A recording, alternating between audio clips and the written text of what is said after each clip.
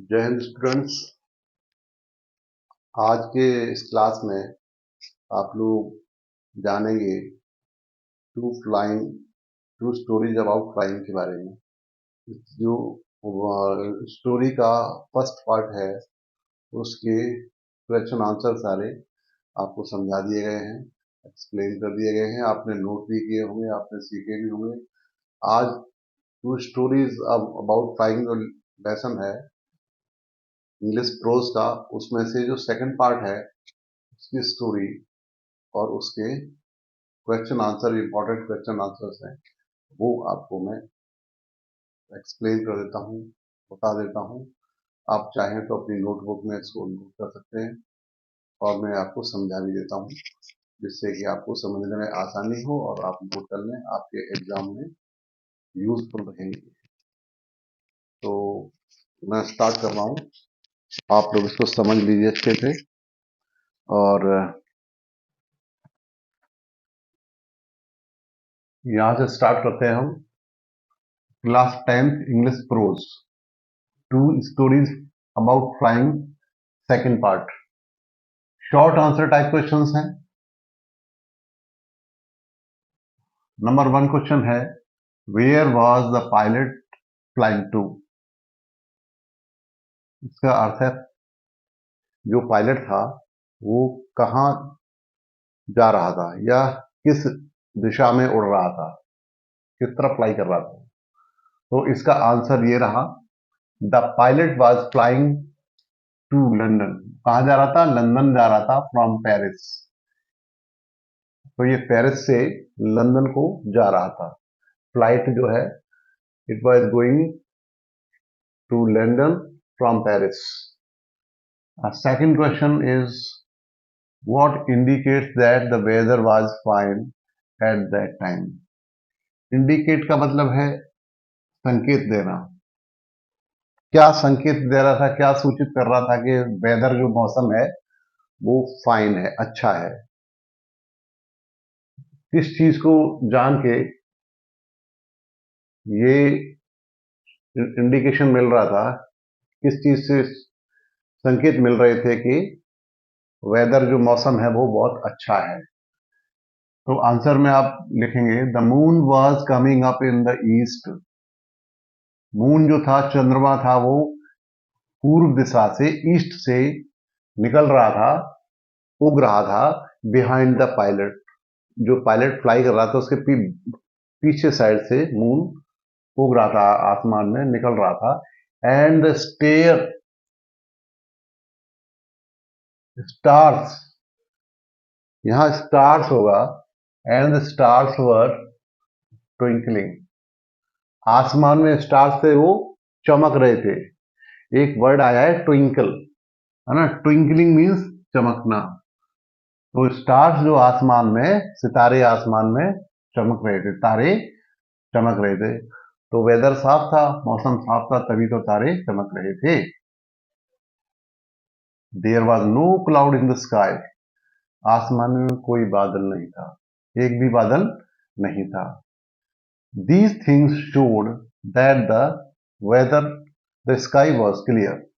इस चीज से मालूम पड़ता था कि आसमान बिल्कुल साफ है, वेदर साफ है, कोई आगे रिस्क नहीं है, खतरा नहीं है। तो जब वो स्टार्ट किया था, पायलट ने एरोप्लेन स्टार्ट किया था, उड़ाना स्टार्ट किया था, जब उसने यात्रा अपनी शुरू की थी, उस समय वेदर बिल्कुल साफ था। उस समय कोई रिस्क वाली बात नहीं थी, कोई खतरा नहीं था। तो moon was coming up in the east behind the pilot and the stars were twinkling in the sky. There was no cloud in sky. These thing showed the sky was clear. ये चीजें show कर रही थी sky बिल्कुल साफ है। How can you say that the pilot was happy. आप कैसे कह सकते हो कि पायलट खुश थे? जो पायलट था वो खुश था, आप कैसे कह सकते हो? तो इसका आंसर लिखेंगे, the pilot was dreaming to have a breakfast with his family. मौसम साफ था, तो पायलट सोच रहा था, सपना देख रहा था कि मैं आराम से सुबह सुबह लैंड कर जाऊं घर पे और अपनी फैमिली के साथ ब्रेकफास्ट करूंगा। तो उसको ये लग रहा था कि अब कोई बाधा नहीं आएगी और वो समय से पहुंच जाएगा। तो सबसे पहले उसको फैमिली से मिलने की जल्दी थी। तो pilot was dreaming to have a breakfast with his family. वो सुबह का नाश्ता अपनी फैमिली के साथ बैठ के करना चाहता था। It was an easy night. ये रात थी, ये कैसी थी? आसान थी, बहुत कोई दिक्कत उसको महसूस नहीं हो रही थी। नाइट फ्लाइंग हो रही थी, रात में उड़ रहे थे, रात की जर्नी थी, तो उन्हें कोई दिक्कत नहीं लग रही थी। बिल्कुल सब कुछ ठीक ठाक चल रहा था। अब आगे क्या होता है वो देखिए सिचुएशन। अभी तक तो सब ठीक चल रहा था। जो अगला क्वेश्चन है, नेक्स्ट नेक्स्ट क्वेश्चन में आप देखेंगे, 4th नंबर क्वेश्चन है। तो why could the pilot not see through the clouds? अब अचानक बादल आ गए, डार्क क्लाउड्स आ गए, आसमान में बादल आ गए, भयंकर बादल आ गए। तो पायलट बादलों के आर पार नहीं देख सका क्योंकि वो डार्क क्लाउड थे, घने बादल थे, घने और काले बादल थे। तो अब उसको कुछ दिखाई नहीं दे रहा था, डार्क क्लाउड से कुछ भी समझ में नहीं आ रहा था। तो इसलिए इसका आंसर ये है, everything was black in side the clouds. बादलों के अंदर हर कुछ ब्लैक दिखाई दे रहा था, डार्क अंधेरा दिखाई दे रहा था। बादलों के बीच में अंधेरा दिखाई दे रहा था, कुछ भी समझ में नहीं आ रहा था। It was impossible to see outside the aeroplane. So और एरोप्लेन के बाहर, जहाज के बाहर देखना भी मुश्किल था, कुछ भी दिखाई नहीं दे रहा था। इम्पॉसिबल का मतलब होता है असंभव था, इम्पॉसिबल मतलब असंभव। तो जहाज के बाहर भी देखना, सी थ्रू, सी आउटसाइड, तो बाहर भी नहीं देख सकते थे एरोप्लेन के, कुछ दिखाई नहीं दे रहा था। The pilot could not see through the clouds. और जो पायलट था वो बादलों के आर पार नहीं देख सकता था। सी थ्रू का मतलब होता है आर पार देखना। तो बादलों के आर पार वो नहीं देख रहा था क्योंकि डार्क क्लाउड से बादल बिल्कुल गहरे काले बादल थे। तो ये तो 4th नंबर क्वेश्चन है। 5th नंबर क्वेश्चन है, थोड़ा सा बड़ा है लेकिन नो प्रॉब्लम, आप इसको लिखेंगे समझेंगे। I will take the risk. ये लाइन बोली है पायलट ने कि मैं खतरा उठाऊंगा, मैं रिस्क लूंगा। I will take the risk. What is the risk? वो कौन सा खतरा है, क्या रिस्क है? Why does the narrator take it? Narrator कौन है? जो स्टोरी को मतलब एक्सप्लेन कर रहा है, नैरेट कर रहा है, बता रहा है, जो आपको सुना रहा है कहानी। तो सुना कौन रहा है? नैरेटर कौन है? The pilot. वो अपनी खुद कहानी सुना रहा है। जो पायलट है वो अपनी स्टोरी खुद बता रहा है, इसलिए वो नैरेटर भी है। तो why does the narrator take it? वो रिस्क क्यों उठाता है? नैरेटर जो पायलट है वो रिस्क क्यों उठाता है? क्या रिस्क है और वो क्यों रिस्क उठाने को तैयार है? तो इसका आंसर है, the narrator who is the pilot of Dakota. जो नरेटर है यानी जो लिखने वाला है, लेखक है, वो कौन है? Who is the pilot of Dakota. जो डकोटा का पायलट है। डकोटा एक जहाज होता है, जहाज का नाम है डकोटा। तो डकोटा डकोटा का ये पायलट है, was flying from Paris to London. वो उड़ रहा था किधर? From Paris to London, London की तरफ जा रहा था। पेरिस से, कहाँ है पेरिस? फ्रांस में है, और लंदन इंग्लैंड में है। तो वो फ्रांस से इंग्लैंड जा रहा था, यानी पेरिस शहर से लंदन शहर की तरफ उड़ता हुआ जा रहा था। डकोटा प्लेन अपना उड़ाता हुआ जा रहा था pilot. When he had come 150 kilometres, जब 150 किलोमीटर्स आ गया, पेरिस से आगे निकल के आ गया, उड़ते हुए आ गया, 150 किलोमीटर, 150 किलोमीटर आगे निकल आया पेरिस से। He suddenly faced large, he suddenly मतलब अचानक, जैसे ही उड़ता आ रहा था, अब तक तो ठीक था लेकिन अचानक उसको फेस्ड, उसका सामना हुआ किससे? लार्ज ब्लैक क्लाउड्स, बड़े डार्क क्लाउड, यानी डार्क या काले रंग के जो बादल थे, अंधेरे बादलों से उसका मुकाबला, उसका सामना हुआ। लाइक माउंटेन्स, वो कैसे थे? पहाड़ों जैसे, बहुत बड़े बड़े बादल थे, सब पर बहुत बड़े बड़े पहाड़ हैं। तो अब उसके जहाज के सामने बादल थे जो पहाड़ों जैसे खड़े हुए थे सामने। अब उसको निकलना बहुत मुश्किल था वहां से। ही हैड लिमिटेड फ्यूल, और उसके पास ईंधन भी बहुत कम था, फ्यूल बहुत कम था। लिमिटेड फ्यूल था उसके पास, क्या था? लिमिटेड फ्यूल था, limited fuel. He could neither, neither का मतलब ना तो वो फ्लाई अबव द क्लाउड्स, न तो बादलों के ऊपर थे, इतने बड़े बादल थे, इतने ज्यादा बादल थे कि माउंटेन की तरह थे, बड़े बड़े माउंटेन्स की तरह थे। अब वो बीच में फंस गया था बादलों के, न तो ऊपर से जा सकता था उड़ के, न नीचे से, और न साइड से राउंड काट के जा सकता था। वो ऐसी सिचुएशन में फंस गया था कि वो जा ही नहीं सकता था। Nor could go round the avoid them, to avoid them. Go round मतलब उन बादलों के चक्कर काट के भी नहीं जा सकता था, उनको अवॉइड करने के लिए, बचने के लिए उनके चक्कर लगा के भी नहीं जा सकता था। ये सिचुएशन हो गई थी उसके साथ।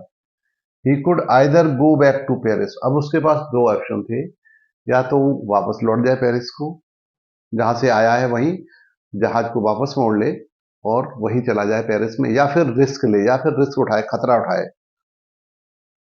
तो इसके पास दो ऑप्शन थे। ही कुड आइदर गो, या तो वो गो बैक टू पेरिस, या तो वो वापस जा सकता था पेरिस को, और टेक रिस्क, या फिर वो रिस्क ले, या तो बैक टू पेरिस आए, या फिर गो बैक टू पेरिस और टेक रिस्क, या रिस्क उठाए, खतरा उठाए, of going through the dark clouds, या उन डार्क क्लाउड्स के बीच में घुस जाए, उनके अंदर होके निकले, उनको पार करके निकले, और तो कोई रास्ता था नहीं उसके पास।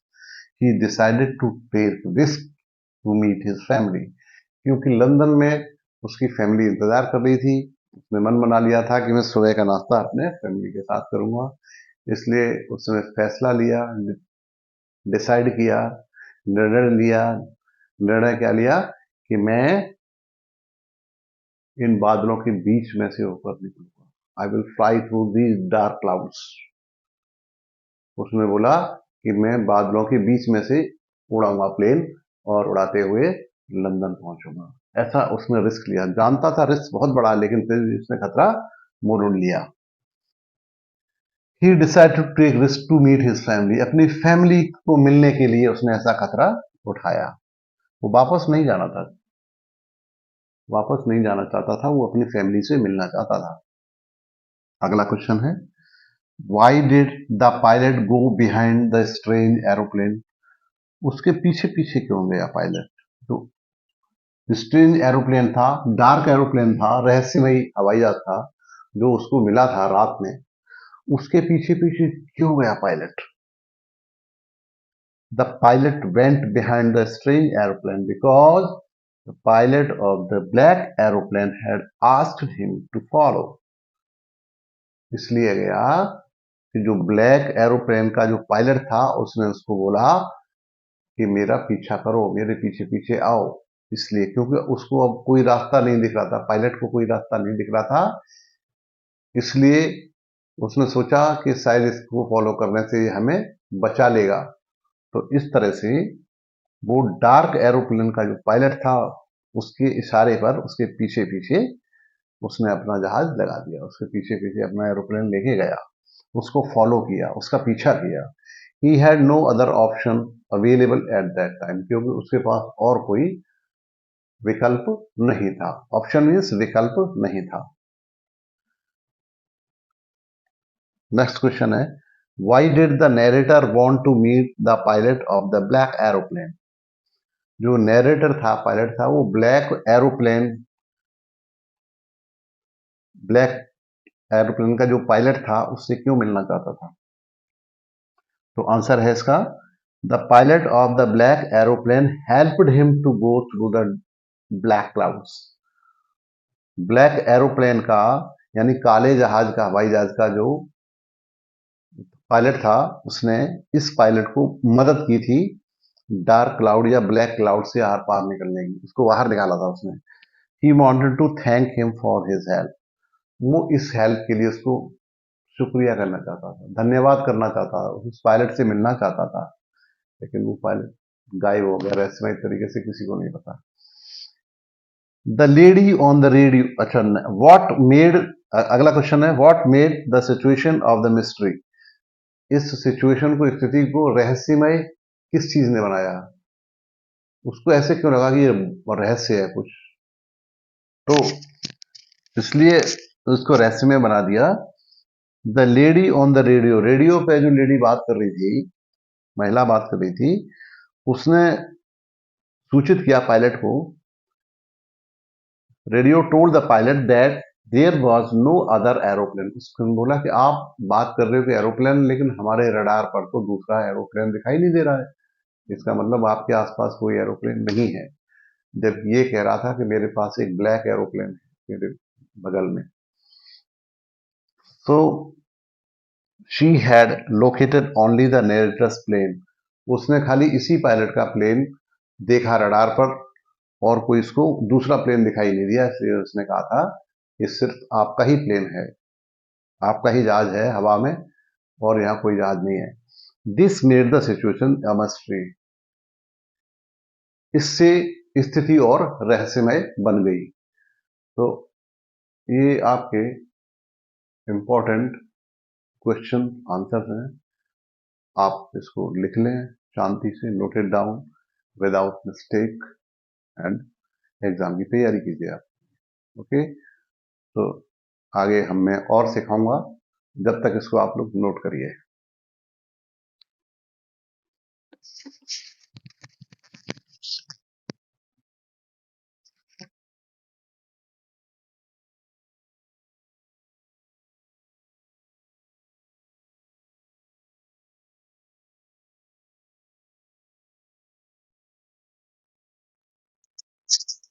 इसके बाद ये लॉन्ग आंसर क्वेश्चन है, इसको आप समझ लें, मैं आपको एक्सप्लेन कर देता हूँ, फिर उसके बाद आप नोट भी कर सकते हैं डायरी में। तो नंबर 1 क्वेश्चन है, why could the narrator not hang the pilot of the black aeroplane. जो नरेटर है वो उस पायलट को, जो ब्लैक एरोप्लेन था, उसके पायलट को धन्यवाद क्यों नहीं दे सका। जिस पायलट ने उसकी जान बचाई थी, डार्क क्लाउड्स में से निकाल के लाया था, उस पायलट को थैंक यू क्यों नहीं बोल पाया, उसका आभार व्यक्त क्यों नहीं कर पाया। इसका आंसर है, while following the black aeroplane through the dark clouds। जब ब्लैक एरोप्लेन के पीछे वो जा रहा था, डार्क डार्क क्लाउड के बीच में, अंधेरे बादलों के बीच में जब वो जा रहा था, through the dark cloud the narrator saw the runway. उसको रनवे दिखाई दिया, जब उसके पीछे पीछे जा रहा था तो हवाई पट्टी जो रनवे है उसको दिखने लगा, तो उसको लगा अब मैं लैंड कर जाऊंगा, उतर जाऊंगा नीचे, एंड लैंडेड सेफली, और वो सुरक्षित लैंड कर गया, रनवे पर सुरक्षित ढंग से उसने अपना जहाज उतार दिया। He wanted to say thanks, वो उसको धन्यवाद कहना चाहता था, to the pilot of the dark aeroplane. जो डार्क एरोप्लेन का जो जो पायलट था, ब्लैक एरोप्लेन का जो पायलट था, उसको वो धन्यवाद कहना चाहता था। ऑफ द ब्लैक कर लो इसको, डार्क की जगह, ब्लैक एरोप्लेन है ये, ऑफ द ब्लैक एरोप्लेन,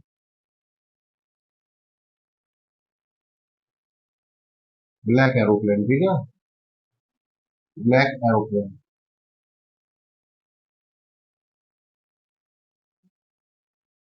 ठीक है, of the black aeroplane, but when he turned, जब वो मुड़ा, to look for the pilot, जैसे वो उसका हवाई जहाज लैंड कर गया, सेफली उतर गया रनवे पर सुरक्षित ढंग से, तो वो जो पायलट था ब्लैक एरोप्लेन का, उसको धन्यवाद करने के लिए जैसे वो लैंड मुड़ा पीछे, तो उसने क्या देखा, there was neither the pilot, ना तो वहां वो पायलट था, नॉर द ब्लैक एरोप्लेन, ना वो ब्लैक एरोप्लेन था, दोनों ही गायब थे, एक भी नहीं था। The narrator asked the lady in the control room, जो कंट्रोल रूम होता है उसमें जो लेडी थी उसको पूछा अबाउट द डार्क एरोप्लेन, जो ब्लैक एरोप्लेन है उसके बारे में उसने पूछा, इसको भी ये ब्लैक एरोप्लेन है, ब्लैक एरोप्लेन के बारे में पूछा। He was he was told, तो उसने उसको सूचित किया, उस लेडी ने कंट्रोल रूम में जो महिला थी उसने सूचित किया that there was only his aeroplane visible on the radar, radar पर खाली उसी का हवाई जहाज दिखाई दे रहा था और कोई जहाज नहीं था। And no other aeroplane was in the air, हवा में और कोई इसके अलावा जहाज था ही नहीं, सिर्फ आपका ही जहाज हवा में था और किसी का जहाज नहीं था। एट दैट टाइम, इस समय, ही वॉज कंफ्यूज, वो दिग्भ्रमित हो गया, as to who the pilot of the mysterious airplane was, ये रहस्यमयी हवाई जहाज का पायलट कौन था। And where had he disappeared, और वो गायब कहाँ हो गया, कौन पायलट था जिसने इसकी हेल्प की और क्यों हेल्प की, और वो गायब क्यों हो गया अचानक से, जब उसने ढूंढा मुड़ के तो वहां न तो जहाज था, न तो पायलट था, न वो जहाज था, हवाई जहाज था, ब्लैक एरोप्लेन भी गायब था और उसका पायलट भी। तो इस चीज से उस पायलट को बहुत ज्यादा कंफ्यूजन हो गया था, तो ये रहस्यमयी स्थिति बन गई थी, इसको नोट कर लो।